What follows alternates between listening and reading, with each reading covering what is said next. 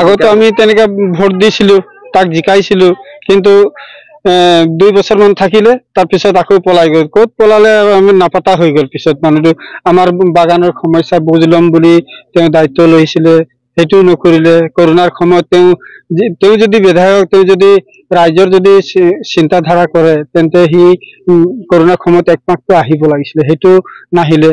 আমাৰ ৰঞ্জিত দত্ত, বিজেপিৰ ৰঞ্জিত দত্ত বিধায়ক আছিলে, সি কিমান সুন্দৰকৈ তেওঁ বাগানৰ সমস্যা বুজ বিচাৰ ল'লে, দলঙো বনাই দিলে। কিন্তু তেওঁক আমি বনাইছিলো একবাৰ, পল্লৱ লোচনক, কিন্তু সিও একবাৰো তেনেকুৱা বুজ বিচাৰ লোৱা নাই।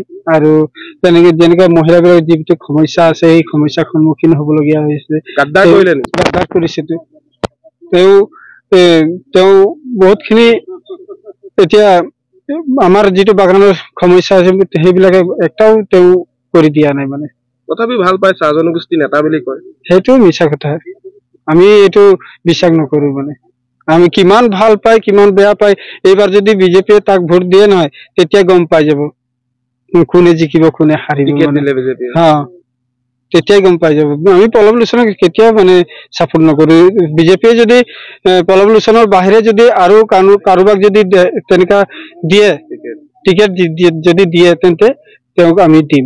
আমি বিজেপি চাপোৰ্ট কৰো, কাৰণ বিজেপিয়ে বহুত কাম কৰি দেখুৱাইছে আৰু বহুত ভাল কাম কৰিছে। কিন্তু পল্লৱ লোচন যদি আহি যায়, ইয়াত কাম নকৰে। মানে এইটো ৰাইজক বহুত আগতে ঠগিছে, আৰু এইবাৰো ঠগিব বুলি আমি বহুতে চিন্তাত আছো।